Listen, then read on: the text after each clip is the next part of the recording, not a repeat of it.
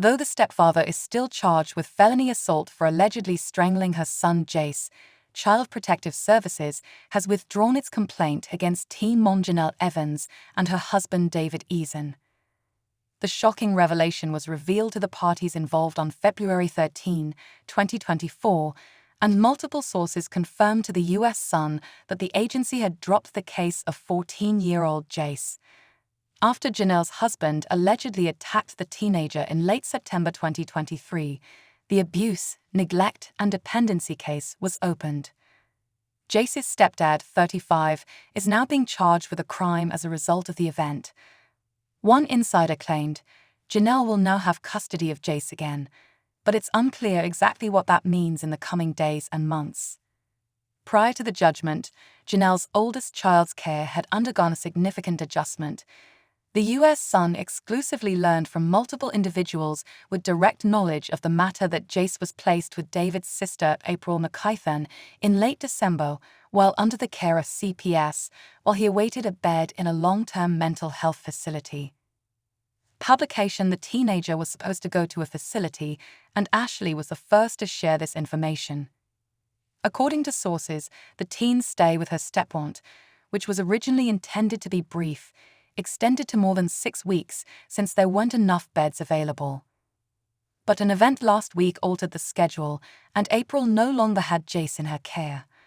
There is a no-contact order against David for Jace as part of the current criminal case, sources have told the U.S. Sun.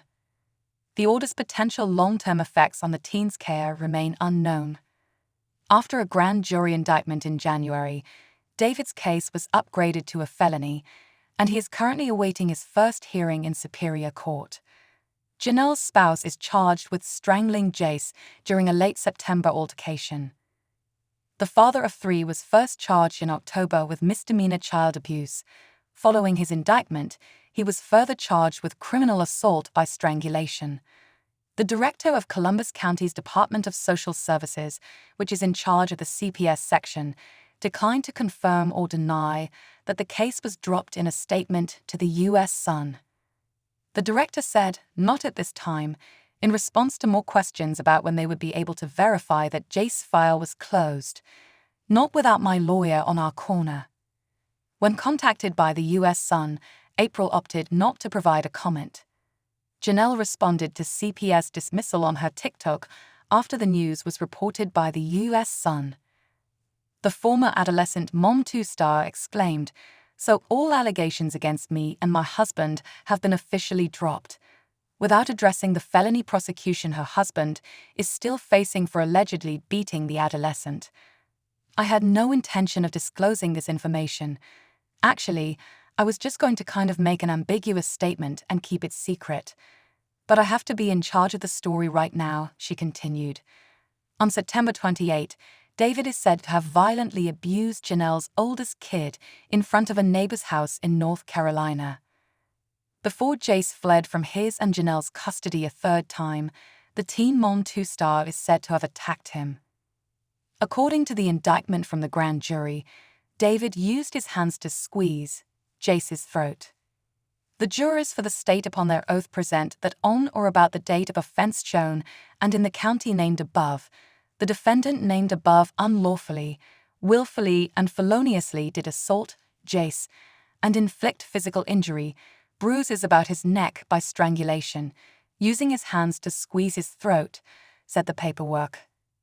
According to the first misdemeanor court filing against David, which was made public by the U.S. Sun, David willingly harmed his stepson by leaving marks on his arm and neck. As the child's parent, the defendant willfully and illegally caused physical harm to Jace V. Evans when he was younger than 16 years old. The physical injury inflicted caused marks on their right arm and left and right side of the neck and was inflicted by other than accidental means, according to the court petition. Following the alleged event, Jace was placed under the custody of Child Protective Services. The claims of Jace's injuries were initially made public by the U.S. Sun. Early in October, there were rumors circulating that Jace was admitted to the hospital following his third escape from Jenelle's house.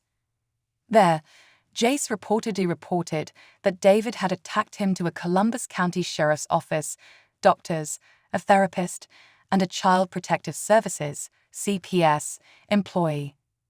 Authorities found marks on his arms and neck, according to a source who made the claim at the time.